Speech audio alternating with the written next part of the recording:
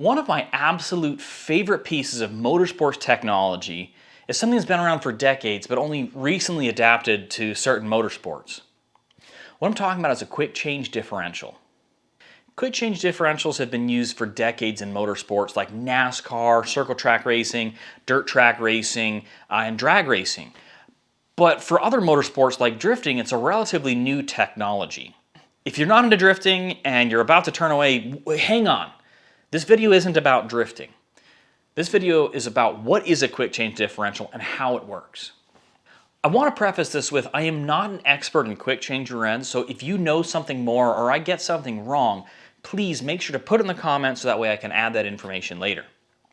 To give a little background and history on these quick change rear ends, I think that it was maybe in the 40s and 50s there were 3/4 ton axles that were used to create the kind of first quick change gearing differentials, which became what we now know as a quick change rear end. These things are super cool because they allow you to change the gearing of your car depending on the track and the conditions that you're racing in. It's a really cool technology to me because it's so simple yet so effective.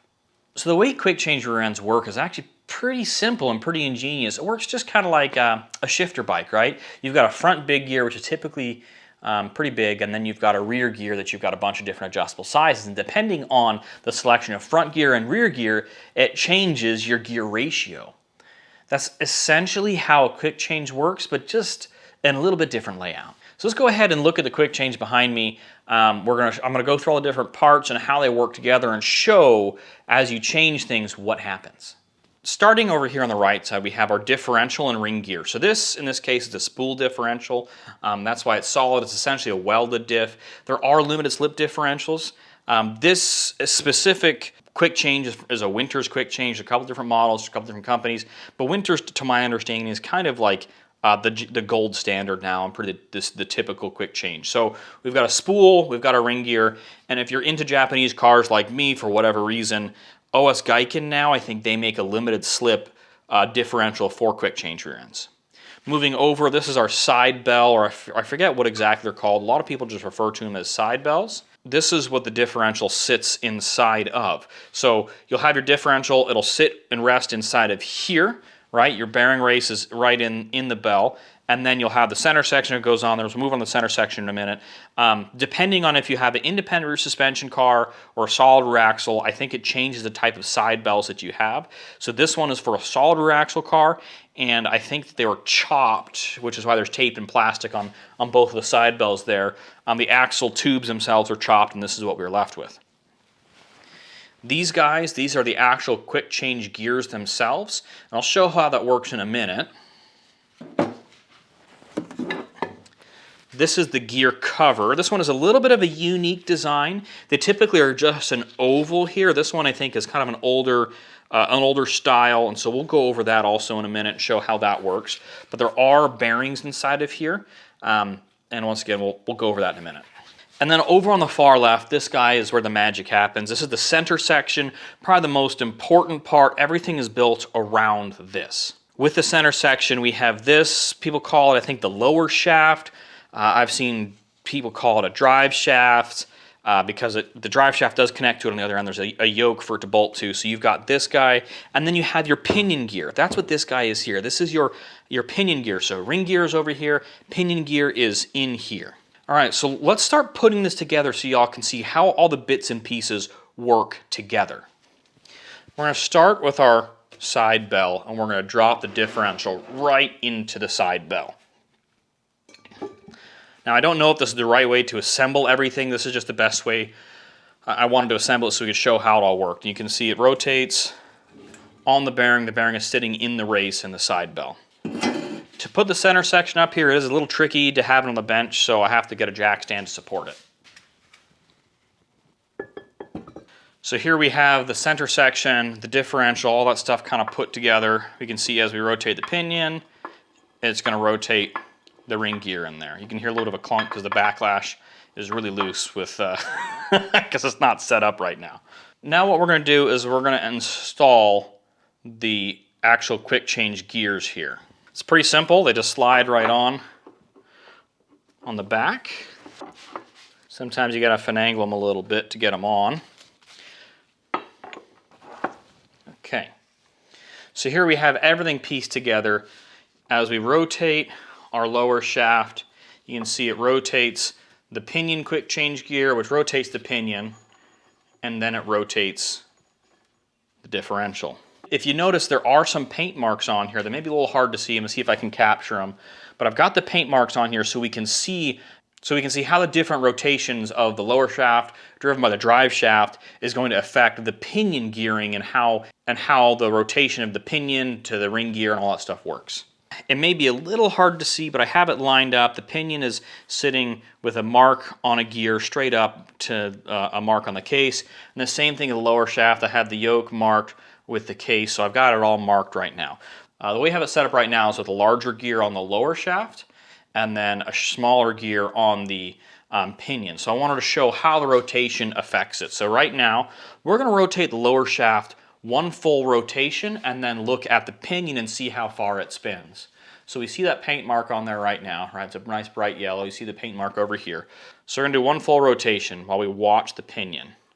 So there's a half rotation, and then we're going to keep going.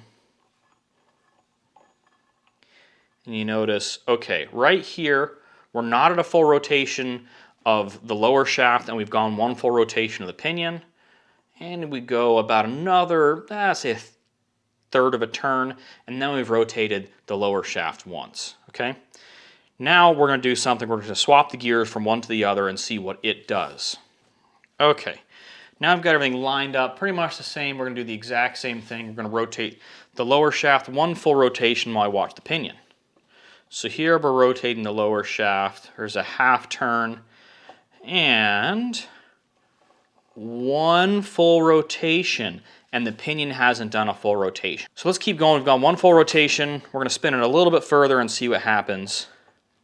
And here there's about a third more rotation, and we can see the pinion is now lined up dead center. So that's what's going on is as we change the gears, this is just swapping one gear from one side to another, it does change the gearing. So one pair of quick change gears is actually two different gear final drives that you can select based on how you flip-flop the gears around. I wanted to show the same thing again from a little different perspective. These are the quick change gears. They're slid onto, this is the lower shaft, this is the pinion. We're going to do the same thing, one full rotation to the lower shaft, and we're going to watch the pinion and see how far it rotates. Big gear on the lower shaft, small gear on the pinion gear. Now I also wanted to say that I may not have these gears oriented correctly as far as which way they face, but it shouldn't make a difference for this comparison anyway. So we can watch as that paint mark goes all the way around.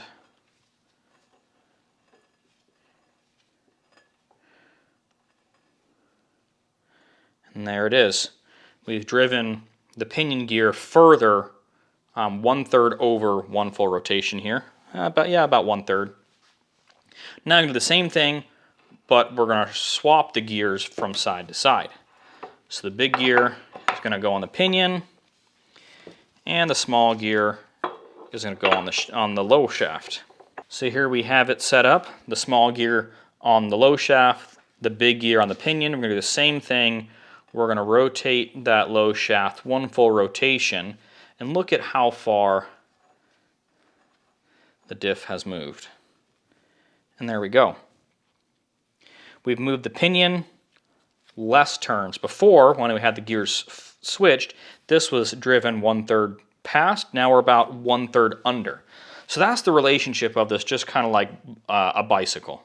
I did say I was going to show the rear cover, so I'm going to put the rear cover on, at least show you how it goes on here. You see, we've got these shafts, we've got these gears that just slide on and off. So how do they stay secured? Well, that's based on the rear cover, and these are straight cut gears.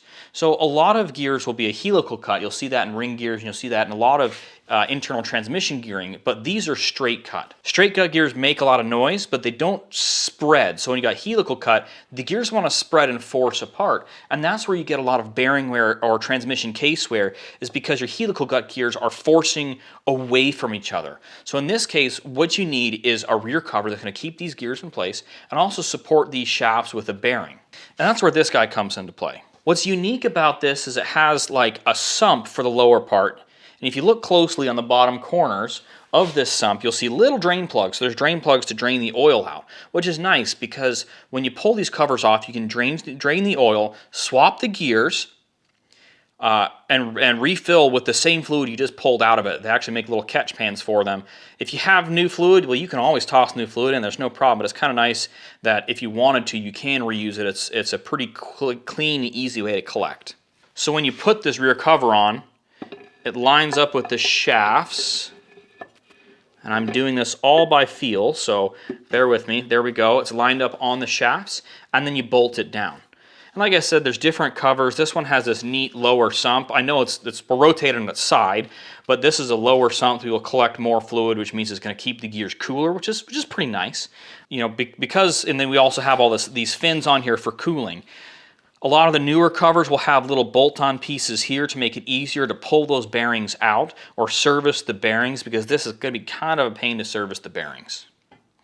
That's what a quick change rear end is, and that's how it works. Let's go over some pros and cons and talk about a few applications as well.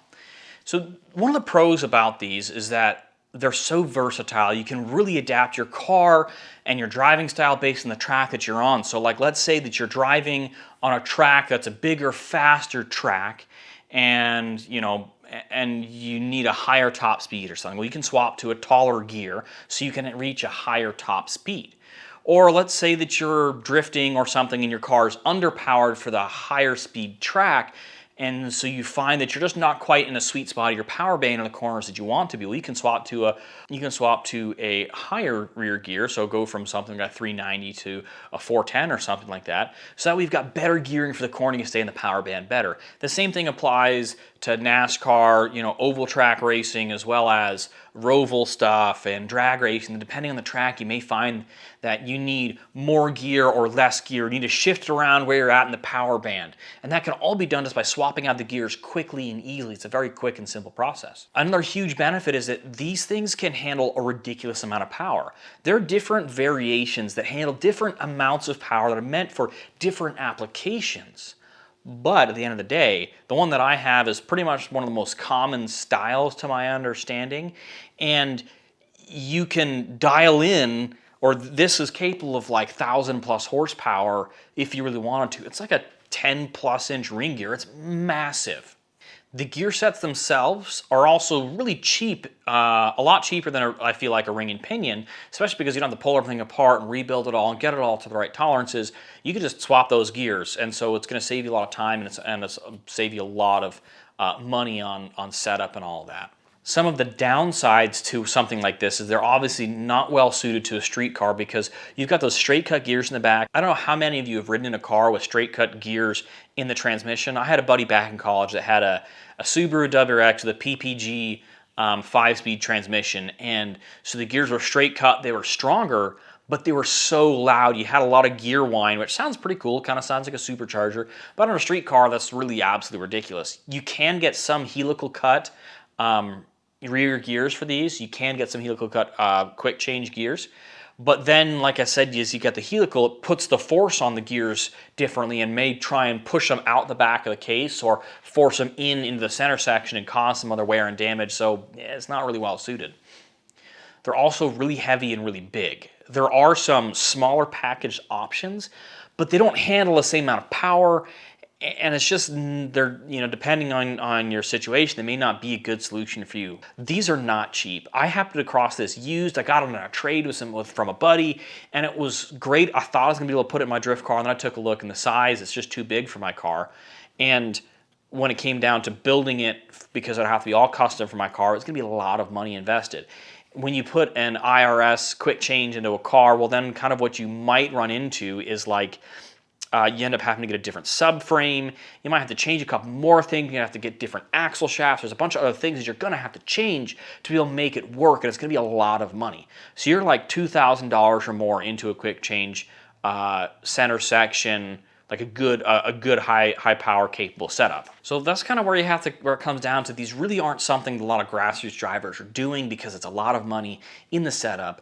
It's an absolutely ridiculously overwhelming kind of a setup, but it is so cool because it's such a simple idea and design to me. And it's all modular too. So if your chassis is something that supports quick change stuff, it makes it really easy to put it in. One of the other downsides is that if you have a low power car, there are more moving parts to these, so it does have some drivetrain power loss. So these probably aren't well suited for low power cars unless you're doing some pretty serious racing.